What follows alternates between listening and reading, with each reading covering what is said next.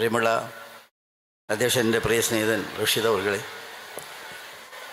എല്ലാവരും ഈ സ്റ്റേജിലിരിക്കുന്ന മുഴുവൻ ആളുകളും നമ്മുടെ പ്രമുഖരായ ത്രിതല പഞ്ചായത്തിൻ്റെ സാരഥികളും സഹപ്രവർത്തകന്മാരുമെല്ലാമാണ്.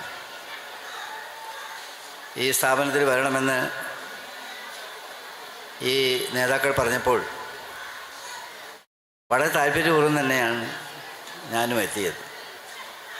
ഈ സ്കൂൾ നേരത്തെ തന്നെ നമ്മളിപ്പോഴും കടന്നു പോകുന്ന ഈ വഴിക്കാണ്. സ്ഥാപനത്തെ പറ്റി നന്നായിട്ട് അറിയാം. ഇന്ന് ഈ സ്ഥാപനത്തിന് നേതൃത്വം കൊടുക്കുന്ന എല്ലാവരും വ്യക്തിപരമായ അടുത്ത സ്നേഹിതന്മാർ കൂടിയാണ്. നമ്മുടെ മജീദ് ഹാജി ജീവിച്ചിരിപ്പി എന്ന സമയത്ത് ഞാനിവിടെ പല സമയത്തും വരാറുണ്ടായിരുന്നു. രാഷ്ട്രീയ പ്രവർത്തനമായും അതല്ലാത്ത മറ്റ് പൊതുകാര്യങ്ങളൊക്കെ ആയിട്ട് എന്നൊക്കെ ഏറ്റവും ശ്രദ്ധയിൽപ്പെട്ട ഒരു സ്ഥാപനമാണ്. മാത്രമല്ല, ഒരു ഗവൺമെൻറ് സ്കൂള് 100 കൊല്ലം തികയുക എന്ന് പറയുന്നത് ഒരു വലിയ സംഭവമാണ്. എത്രയോ തലമുറകൾക്ക് ജന്മം കൊടുത്തിട്ടുണ്ടാകും. ഇവിടെ പഠിച്ച കുട്ടികൾ ലോകത്തിൻ്റെ വിവിധ ഭാഗങ്ങളിൽ ഉന്നതമായ സ്ഥാനത്ത് ഇരിക്കുന്നുണ്ടാവും. ഇതെല്ലാം നമുക്കറിയാവുന്ന കാര്യമാണ്. ഗവൺമെൻറ് സ്കൂളിൽ തന്നെയാണ് എല്ലാം കൊണ്ടും നമ്മൾ പ്രാമുഖ്യം കൊടുക്കേണ്ടത്. ഗവൺമെൻറ് സ്കൂളുകൾ പാവപ്പെട്ട കുട്ടികൾക്ക് പഠിക്കാൻ എന്തുകൊണ്ടും പ്രയോജനപ്പെടുന്നത് ഗവൺമെൻറ് സ്കൂളിൽ തന്നെയാണ്. ഞാനിവിടെ ഇരിക്കുന്ന സമയത്ത് പല സ്നേഹിതന്മാരും നമ്മുടെ ശോചനീയാവസ്ഥയെ സംബന്ധിച്ച് ഇവിടെ പറയുകയുണ്ടായി. അത് എന്തെങ്കിലും സഹായം MP ഫണ്ടിൽ ചെയ്യണമെന്നെല്ലാം ഇവിടെ സൂചിപ്പിക്കുകയുണ്ടായി. MP ഫണ്ട് വരാൻ തുടങ്ങിയേ ഉള്ളൂ. പുതിയ അലോട്ട്മെൻറ്റ് വന്നു കഴിഞ്ഞിട്ടില്ല.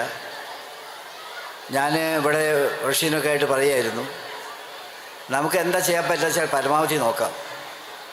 കാരണം ഫണ്ട് നിങ്ങൾക്കറിയാം, 5 കോടി ഉറുപ്പിക, ഏതാണ്ട് 50-ഓളം ത്രിതല പഞ്ചായത്ത് സംവിധാനത്തിൽ മുനിസിപ്പാലിറ്റിക്ക് അടക്കം ചെയ്യേണ്ടതുള്ളതാണ്. അതിൽ നമുക്ക് എത്ര ഫണ്ട് അരിച്ചെടുക്കാൻ പറ്റുമോ അത് പരമാവധി നോക്കി 100 വർഷം പിന്നിട്ടൊരു സ്കൂൾ എന്നുള്ള നിലയിൽ ഇതിന് എൻ്റെ ആ ഔദ്യോഗിക സംവിധാനത്തിൽ ചെയ്യാൻ കഴിയുന്ന പരമാവധി കാര്യങ്ങൾ ചെയ്യുന്നതാണെന്ന് കൂടി നിങ്ങളെ അറിയിക്കുകയാണ്. ദീർഘമായി കാര്യങ്ങളൊന്നും ഞാൻ സംസാരിക്കുന്നില്ല, കാരണം പല ജോലികളും ഉള്ളതാണ്. തിരക്ക് പിടിച്ച ഇതേമാതിരി ഒരു കൂട്ടം ആളുകൾ കോഴിക്കോട് നിൽക്കുകയാണ്. 2:30 മണിക്കാണ് അവരുടെ ഇത് കൊടുത്തിരുന്നത്. രാവിലെ മുതലേ ഓടി നേരെ വൈകിപ്പോയതാണ്.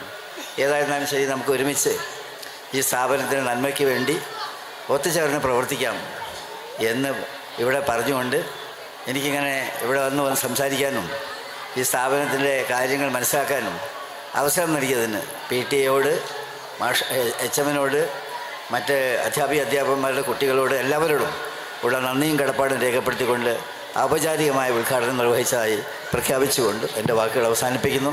നന്ദി, നമസ്കാരം, ജയ് ഹിന്ദ്. നടന്നു നീർന്ന ഒരു നൂറ്റാണ്ട് കാലത്തെ ഓർമ്മകളുടെ ശേഖരണപ്പെട്ടി ഇവിടെ തുറക്കുകയാണ്. അതിനുള്ളിൽ ഗൃഹാതുരത്തിൽ